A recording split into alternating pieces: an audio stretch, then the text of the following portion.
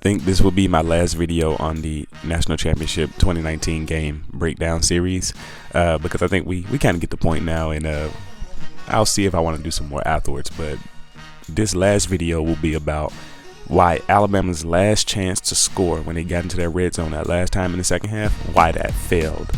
And so first of all, just lay this out. They had a good setup on that first play, first and goal.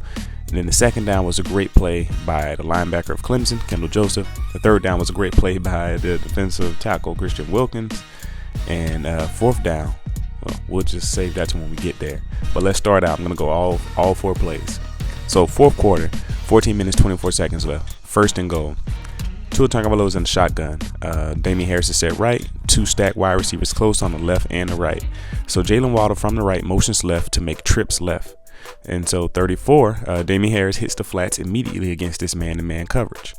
Devontae Smith is running his route towards the middle of the field, and it causes just enough of a pile-up for Damien Harris to be open for a pass. This is designed all the way for Damien Harris in the flats. Damien Harris catches it and turns up the field for 5 to 6 yards. Easy and nice setup for a goal line play. So here we are, second and goal, 13 minutes, 51 seconds left. It's the fourth quarter. Alabama's in a jumbo package with the I formation, 6 offensive linemen and 3 tight ends, 7 of them directly on the line of scrimmage. Clemson matches with 6 directly on the line of scrimmage, and they have 5 second and third level players behind them in a line. So they're expecting a run. Both teams are geared up for a run here. Bama snaps and immediately shows run left. The left side of the Bama offensive line in the center blocked down left. The right side of the line of scrimmage, headed by Alex Leatherwood, blocks down with the shift left. Everyone did their job fairly well, except for Alex Leatherwood, as Christian Wilkins got the leverage on him, but he couldn't make an impact on this play.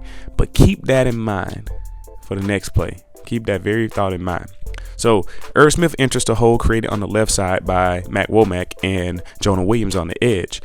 Irv Smith hits Trey Lamar with an impact block and clears him out of the way. There's only one obstacle left, Kendall Joseph. So Damien Harris has to run through Kendall Joseph here. I noticed that Damien Harris gets turned around a bit before he hits Kendall Joseph, and it seems he ran right into Matt Womack and got turned around slightly. So Kendall Joseph meets Damien Harris in the hole and sticks him. I mean, just completely stops him in his tracks. I was surprised at his strength because he's not a big guy, Kendall Joseph, that is. This slowed Damien Harris down, and then Muse and AJ Terrell and Christian Wilkins cleaned him up short of the goal line. That was just good defense by the Clemson players. You got to give them credit for that. Now, third and goal, 13 minutes, 12 seconds, fourth quarter here. It's the same exact formation, literally the same exact formation. Clemson, the same defense. These teams are clearly testing each other. They're not backing down. This is a straight up fight.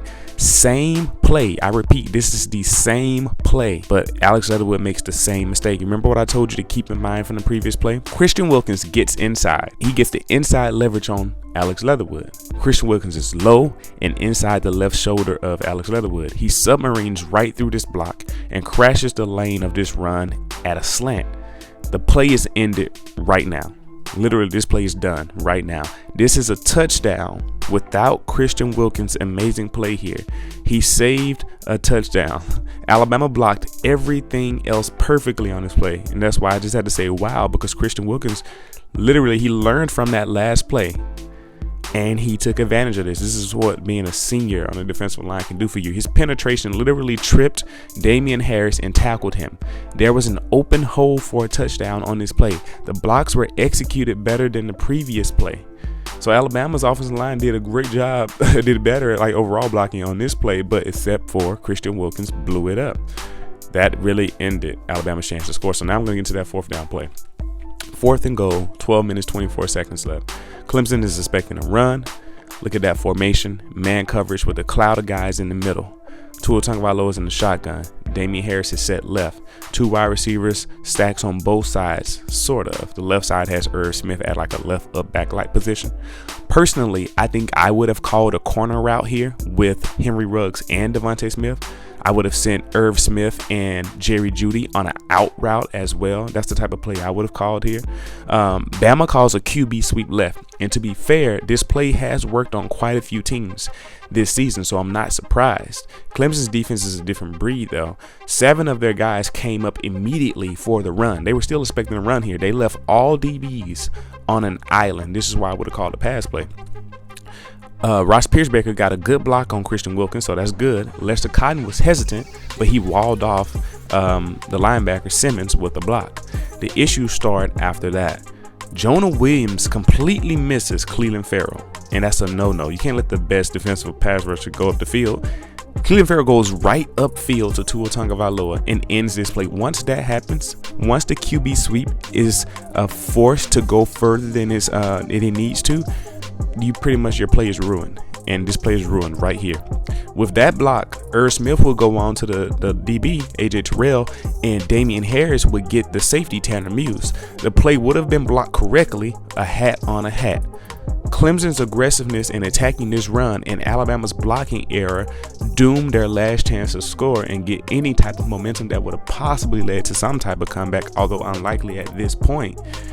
But that's what happened. First of all, do you think that overall is just a bad call in general? I don't necessarily think it is overall, but I think I would have preferred a pass call in that situation. But I now see why this play didn't work. It wasn't just because it was a bad call. So like, people simplify these things too much. I don't look at things like that. I analyze things very deeply, and I think when I look at this, I see a missed opportunity because of a bad block and a great defensive play by Clemson at the same time, because their aggressiveness and blitzing really threw off this play. So I think that wraps up my series, because we all know what happened next. Clemson made Alabama quit with a 10-minute rushing drive. I've never seen Alabama quit before, and this Alabama team quit when Clemson got the ball back again, and they ran the ball up the field and ran the clock out on a 10-minute drive. I'm not sure if a Nick Saban team has ever given up a 10-minute drive before. Does anyone know that? Leave it in the comment section. Either way, I thank you for paying attention in this long series here. It was great for me. I really love breaking these type of things down, and next season should be fun. But let me know what you think about these, and I'll see you for the next video. Thank you for paying attention.